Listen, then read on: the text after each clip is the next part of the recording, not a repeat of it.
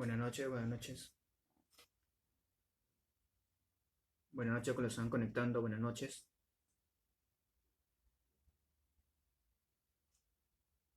¿Me confirman si se ve y se escucha bien?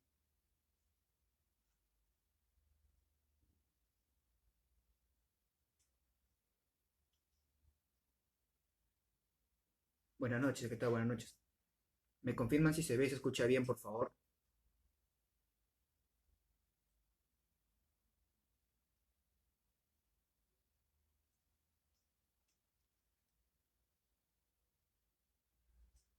Buenas noches, ¿qué tal? Buenas noches que los están conectando.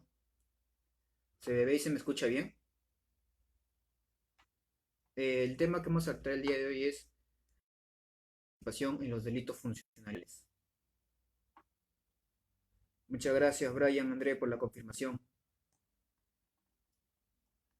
Muchas gracias, muchas gracias. Esperamos unos minutos para que se vayan conectando más personas para poder iniciar, ¿sí?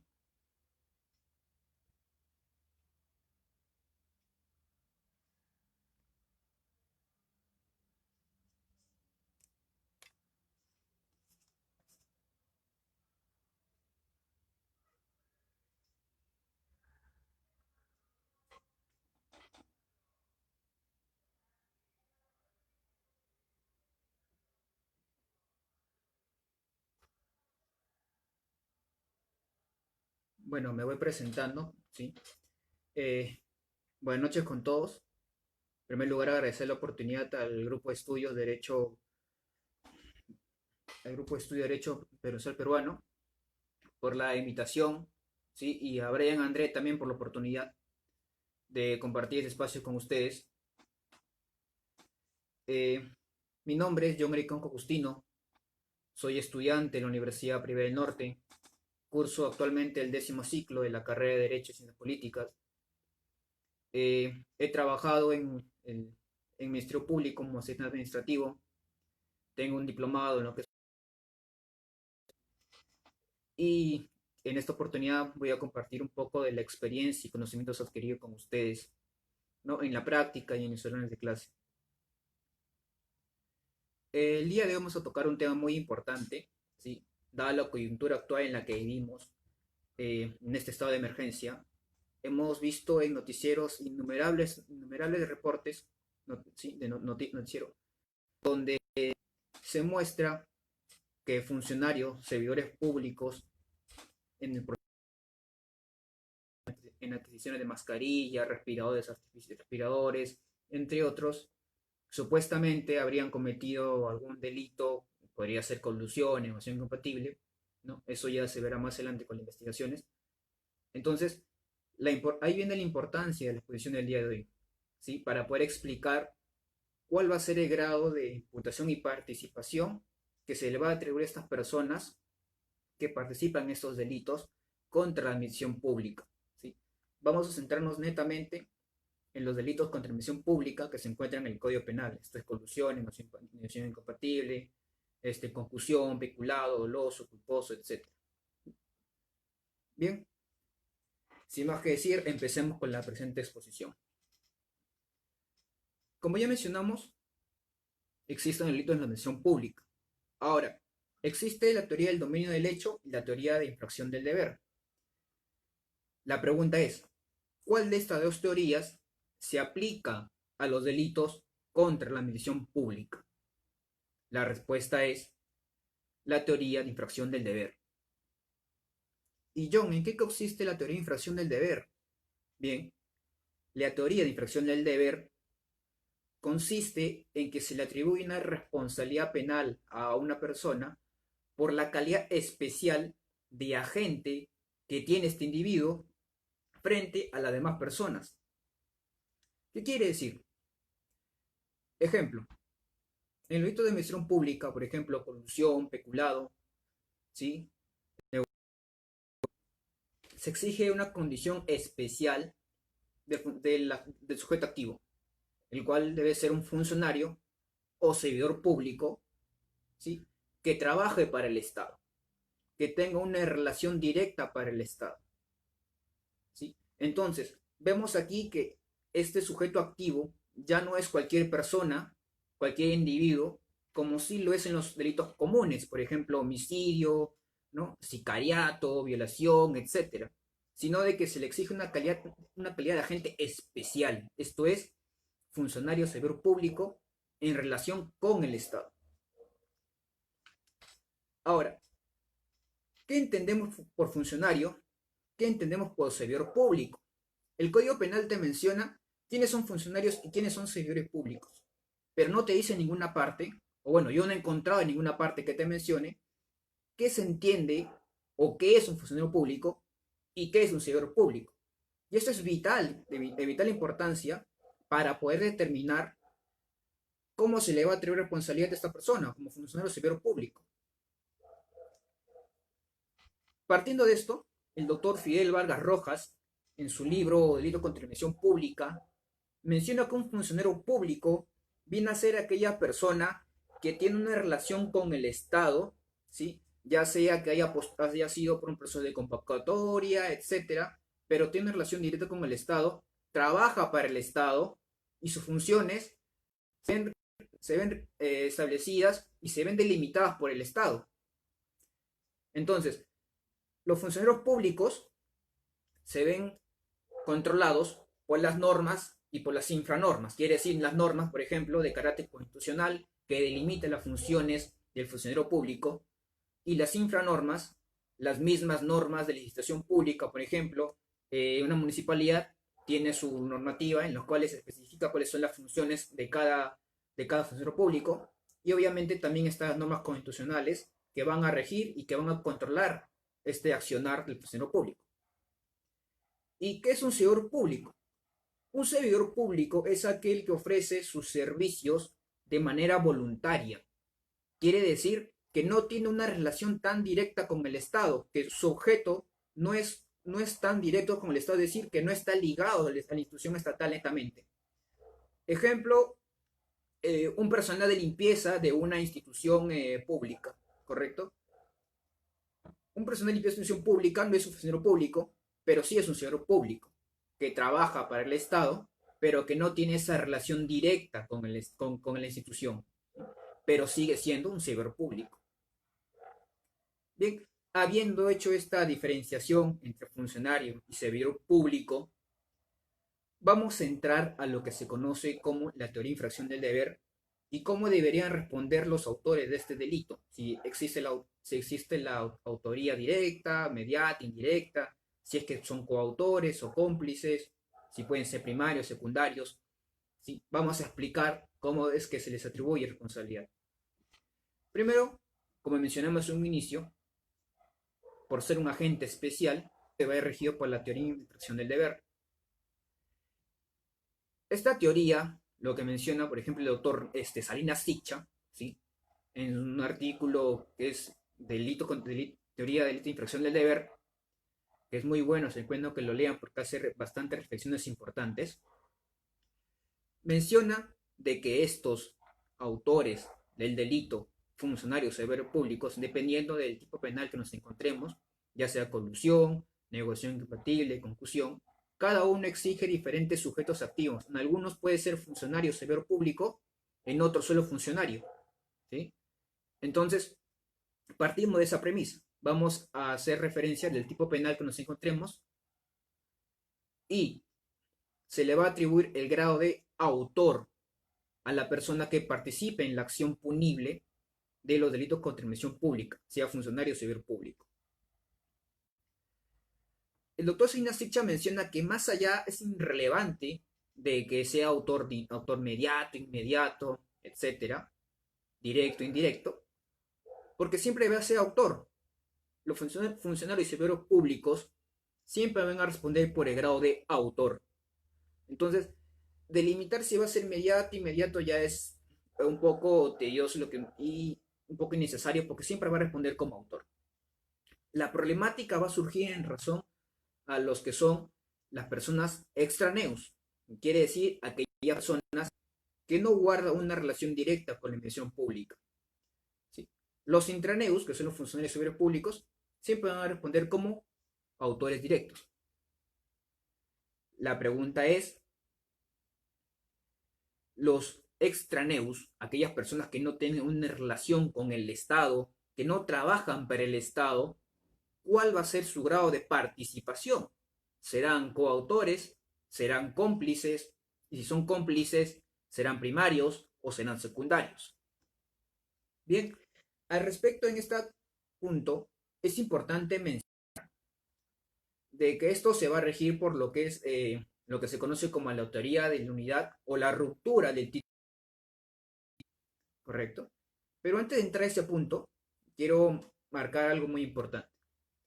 Los delitos de infracción del deber, como deber, ¿sí?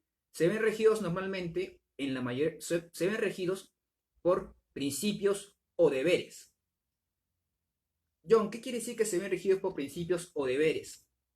Ejemplo, en el delito de peculado está el principio de no lesionar el patrimonio.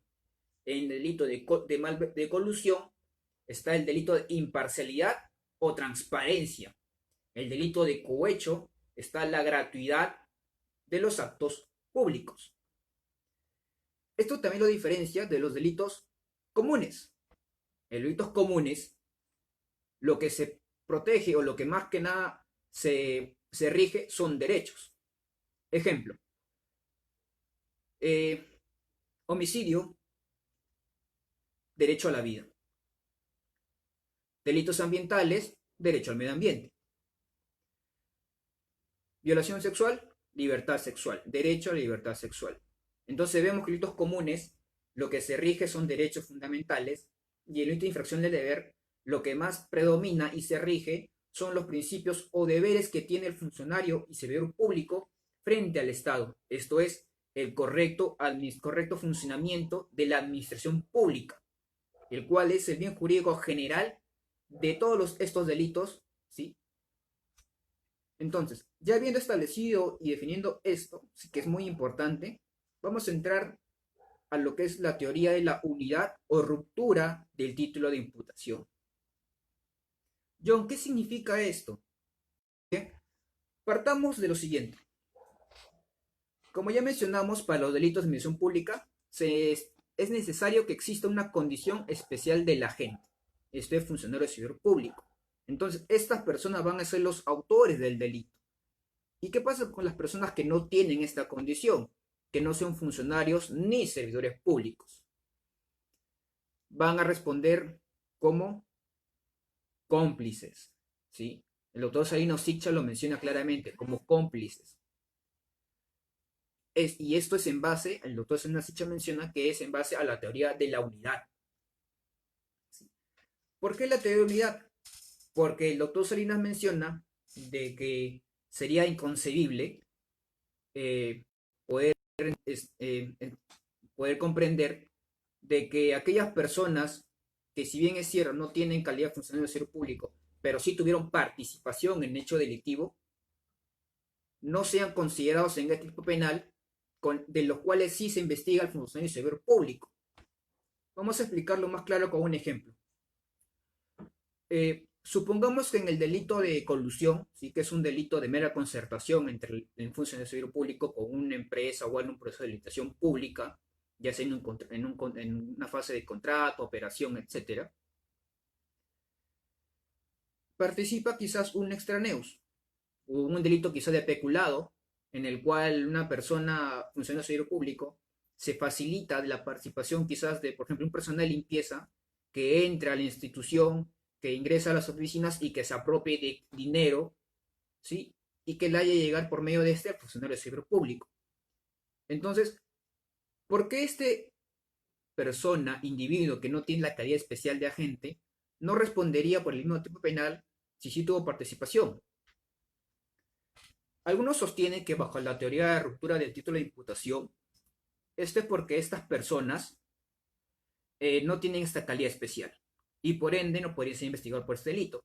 Pero supuestamente en esta teoría de ruptura del título de imputación, estas personas serían investigadas por otros delitos paralelos a ello.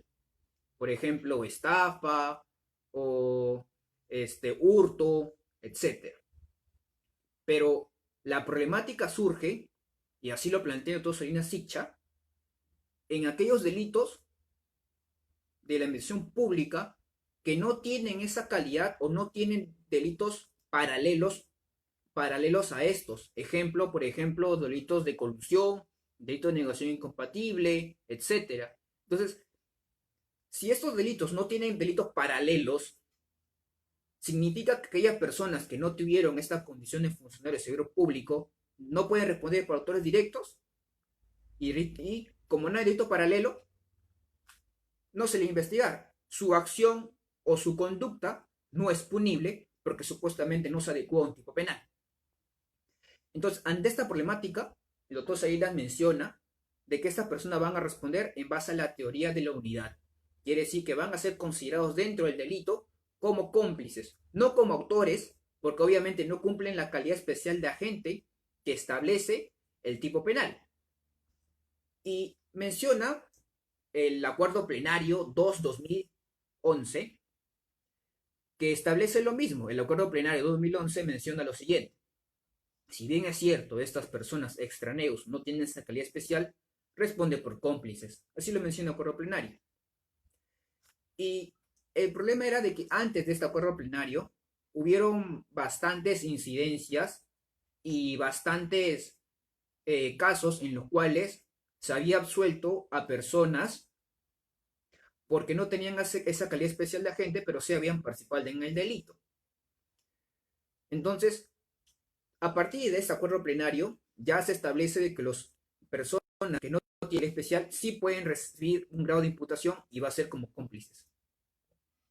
Posterior a este acuerdo plenario, salieron innumerables resoluciones por la Corte Suprema, ¿sí?, y demás, que van a mencionar lo mismo, que van a reforzar esta postura. Así tenemos el expediente 3203-2002, el expediente 1813-2003 y la resolución, el recurso de nulidad 2659 2011, que te mencionan lo mismo que el acuerdo plenario, ¿sí? Entonces, ya está claramente diferenciado cuál es el grado de participación entre los autores directos, los autores que son funcionarios civiles públicos, y cuál es el grado de participación de los extraneus, que son aquellas personas que no tienen esta calidad especial, pero sí participan en el delito. Ahora, para que exista un delito de infracción del deber, es importante de que se haga una diferenciación, primero, para poder tú establecer quién es autor, quién es cómplice. Tienes que hacer una diferenciación de los deberes generales y los deberes específicos del funcionario y servidor público que participan en el delito que se está investigando, ¿sí? Esto se menciona en lo que es en la casación 1527-2018 TACNA, ¿sí?, que te menciona, y lo cito a leer textualmente: en todo juzgamiento por delitos de infracción del deber, tanto el Ministerio Público como los jueces de instancias tendrán que diferenciar los deberes generales de los deberes específicos que tiene cada funcionario o servidor público, y a partir de ello efectuar una evaluación del quebrantamiento del rol o del garante. Y yo, ¿qué significa quebrantamiento del rol o del garante? ¿Qué es la teoría del garante? Bien, para responder esta pregunta, partamos lo que dice el doctor,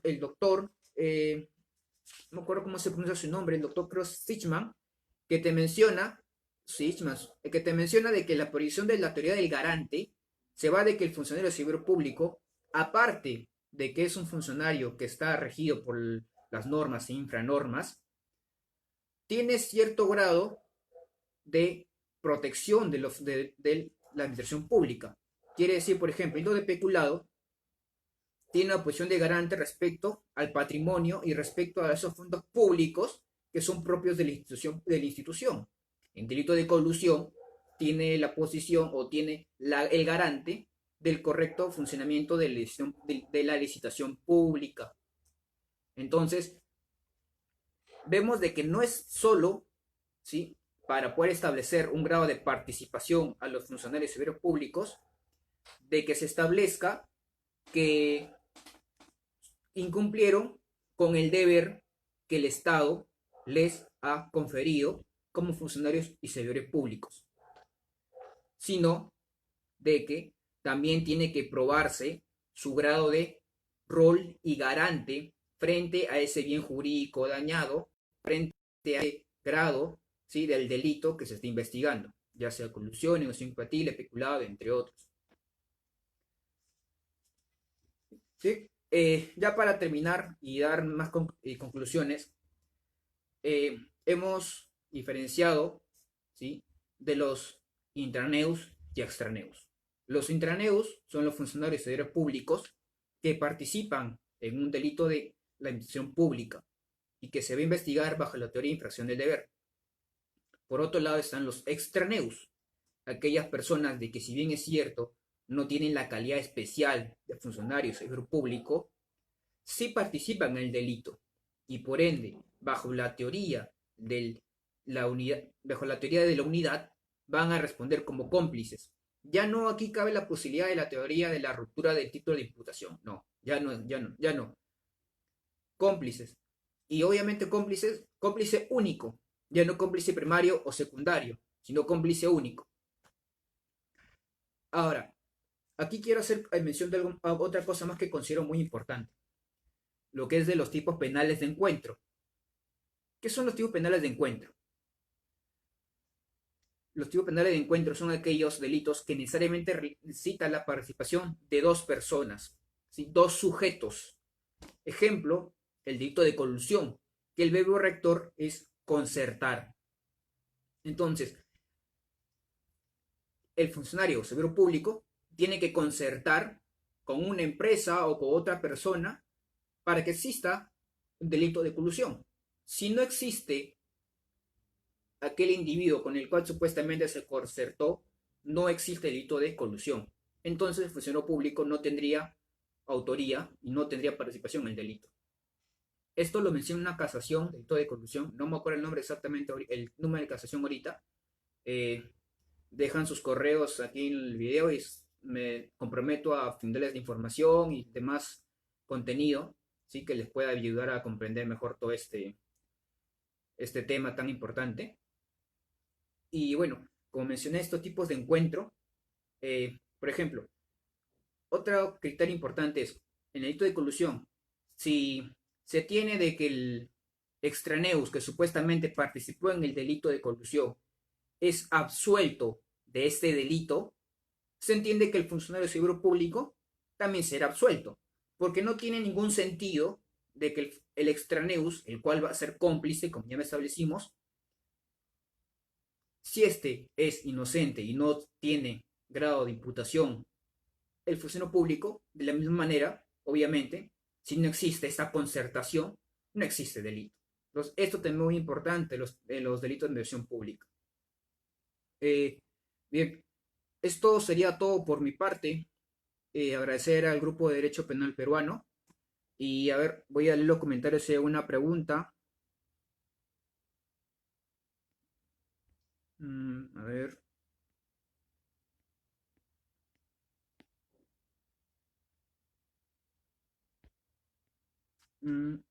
A ver, creo. ¿Hay alguna pregunta por parte de los que están presentes en la exposición? No veo una pregunta en los comentarios, pero estoy presto a responder cualquier pregunta, inquietud, o si no he sido claro en algún punto, estoy dispuesto a responder toda duda que tengan.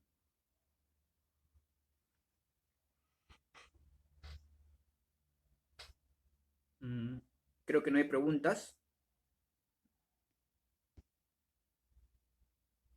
Ok, espero la pregunta, ¿sí?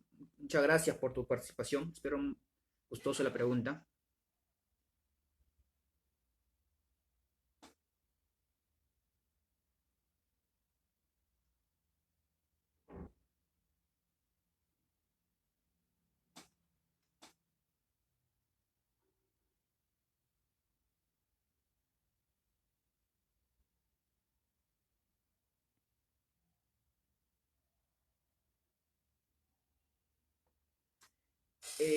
Ya.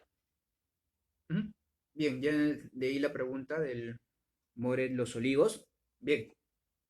¿Por qué solo cómplice único y no cómplice primario o secundario?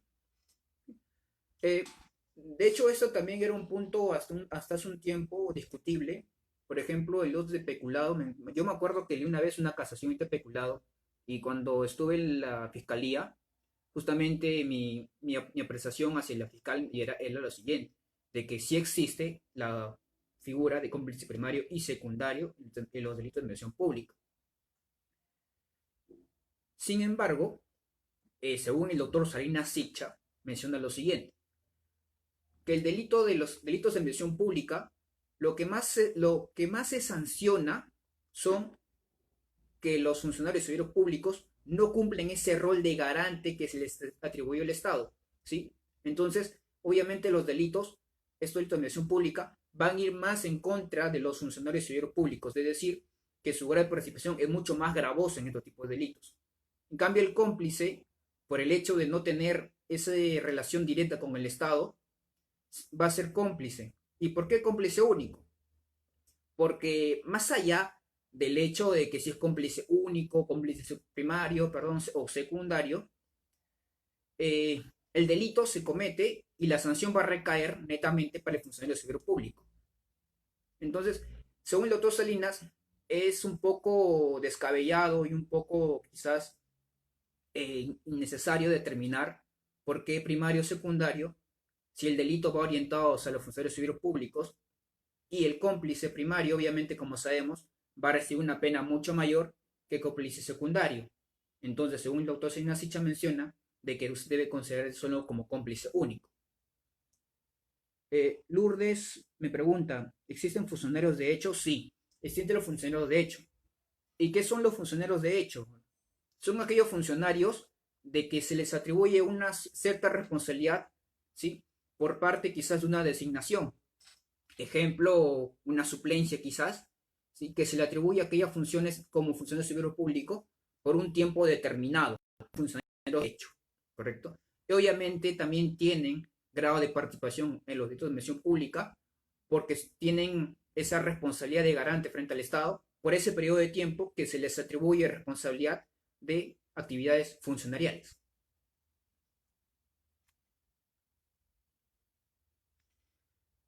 Un locador de servicios es responsable de cometer un delito.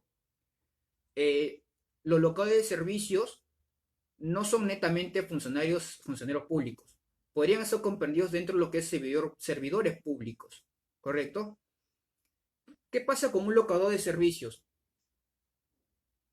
Un locador de servicios, como bien se sabe, no tiene ese grado de dependencia, no existe subordinación por parte del jefe o de la entidad pública. Ejemplo, yo le comento, ¿no? Un tiempo yo trabajé como locador de servicios en el Ministerio Público. Y por ejemplo, a mí no me establecían un horario de llegada, un horario de salida, simplemente el hecho de funciones obviamente que te establecen que tienes que cumplir, pero no hay ese grado de subordinación. Entonces, un locador de servicios, en opinión personal, puede cometer el delito de administración pública siempre y cuando se vea obviamente subordinado, pero la figura, como bien la locación de servicios, no existe esa figura, entonces podríamos afirmar de que un locador de servicios no puede cometer delitos contra administración pública porque no tiene una relación directa con la entidad, sino de que es simplemente por un tiempo determinado y de que no existe subordinación.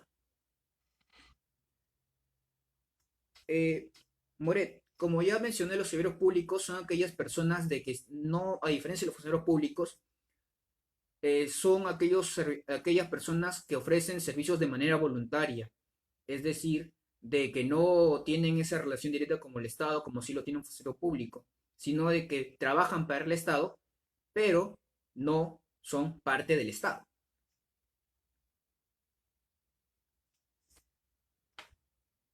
A ver, Bill nos menciona, o sea, es necesario estar subordinado o ser un subordinado para poder cometer un delito contra administración pública, eso quiere decir. No, no necesariamente. La pregunta era en base a los servidores, en base a lo que mencionó el doctor hace un momento, que eran locadores de servicios. Los locadores de servicios son, como mencioné, aquellas personas que no se encuentran subordinadas, que simplemente son contratadas por una entidad pública, quizás por un tiempo determinado y para desarrollar ciertas funciones, pero no existe subordinación. Para los delitos de administración pública, lo que sanciona es que el funcionario o servidor público van en contra de los deberes que se le fueron conferidos por su cargo que tiene dentro del Estado, ¿correcto?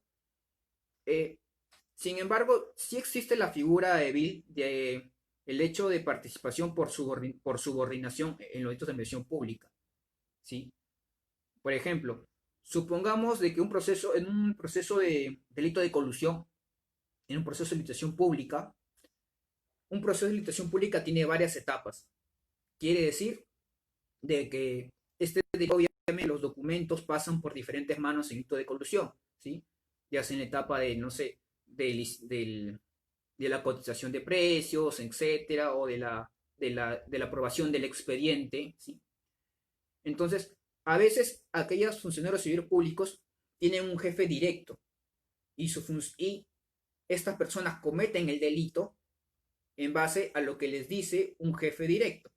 Sin embargo, no es un criterio indispensable y necesario en delitos de administración pública, pero sí se puede dar la figura en el cual un funcionario de servicio público actúa, ¿sí?, por parte de subordinación o por parte de mando de otra persona. En ese caso, ambos responden como autores, porque ambas personas tienen el cargo de funcionario de servicio público y ambas personas tienen un grado de relación con ese delito o con ese bien jurídico protegido. Bien, bueno, eso sería todo.